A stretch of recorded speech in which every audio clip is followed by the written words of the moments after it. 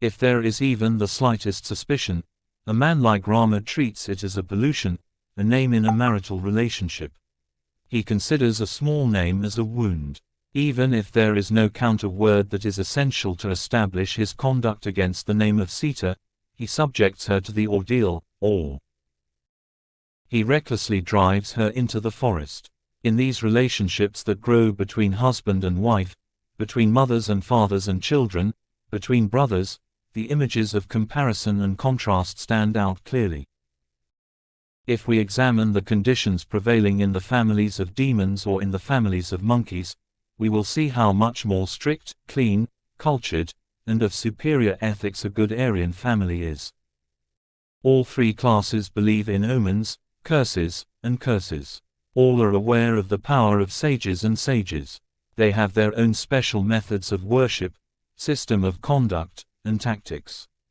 But there is no example of how a sage would have been seen in Lanka. Not much in the case of the monkeys either. The meetings and councils are unique. Dasharatha says that he will place his judgment before his assembly and act according to their advice and recommendations. The actions of the demon monkeys were more sharp and effective. The one who rules rules. Even when good advice comes in Lanka, Ravana rejects it. The monkeys' desires and suggestions are seen as broken. They could have made suggestions without following any procedure. They did not have to be brought to mind. The episode of Madhuvana becomes a criticism and explanation of the nature of the monkey's discipline.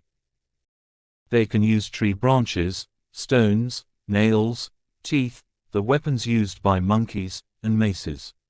They can wrestle. They can hit hard with their palms and fists. They have the help and advice of Nala Sushan. In wisdom, experience, and world knowledge, they have eyes like Jambavanta.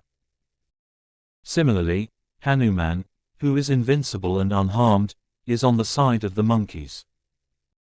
They have a tendency to act without paying attention to any rules and regulations and without fully understanding the situation. Neither demons nor Aryans do this. Monkeys are also capable. Although they are spread over the entire country, neither demons nor humans have a great value for their strength and power. If you see them, you will not have that much patience. The talk about them as monkeys or animals shows that they are of a weak intellect and the devotion is not very great.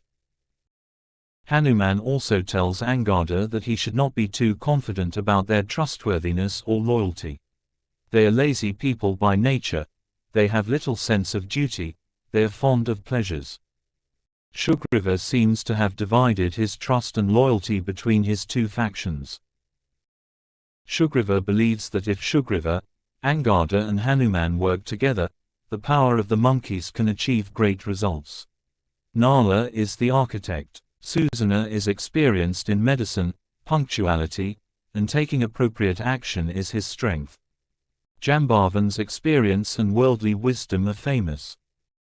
Hanuman's ability to conquer everything was completely unassailable in any way, like an insurance policy for action. In his presence, there would have been no need or place for complacency or disappointment.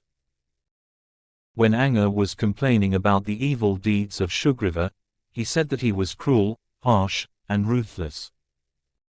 Hanuman tells him, "Your uncle is a man of righteousness, he is a man of love for people, a man of determination, he is pure, he is a man of truth, he keeps his word." Such a man should be praised, not criticized. Characters of the Ramayana. Dasaratha. To briefly examine the morals and qualities of the characters in the Ramayana, we can start with Dasharatha. He was known as a good man and a great king in his time. He was very concerned about the welfare of the people. He had provided all the necessary facilities in Ayodhya to live a full and happy life. He did not seem to have any enemies. The people around him were friends. Gua was a good feudal lord. Jatayu was full of friendship and love. He was old. Since he had children in his old age, he loved them very much. His love for Rama was greater than anyone else. He had 3.50 women in the palace, the word is, Dara. 3 queens, among whom his love for Kaikeyi was the greatest. Because of this, he neglected Kausala and Sumatra for a long time. Although they respected him when they saw him, he was a partisan of Kaikeyi, but how could they be happy? Kaikeyi's power was prevalent in the palace. Dasharatha's love for Rama was greater than anything else. He was ready to do anything for his welfare. It is true that Vishwamitra had generously welcomed the sage for visiting him when he sought the help of Rama. His darshan was his. This is a masculine word. Plural. His words go as far as the success of life. Kam chait paramam kamam karomi kimaharshita patrabhutosi me brahman, dishta, proposi dharmika adya me safalam janma jivitam char sanjivitam, etc. I will give anything to the sage. My birth and life have now been successful. Seeing you, I will do whatever makes you happy. Isn't that the word, paramam kamam? He had said that he would serve you.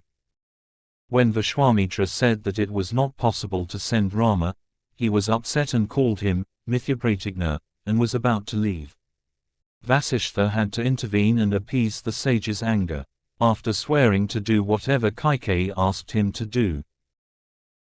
Even if he had pledged all his good deeds, which was why Rama later said he was unable to do so even if she wanted to in Chitrakoot, what Dasharatha had promised Kaikeyi now became clear.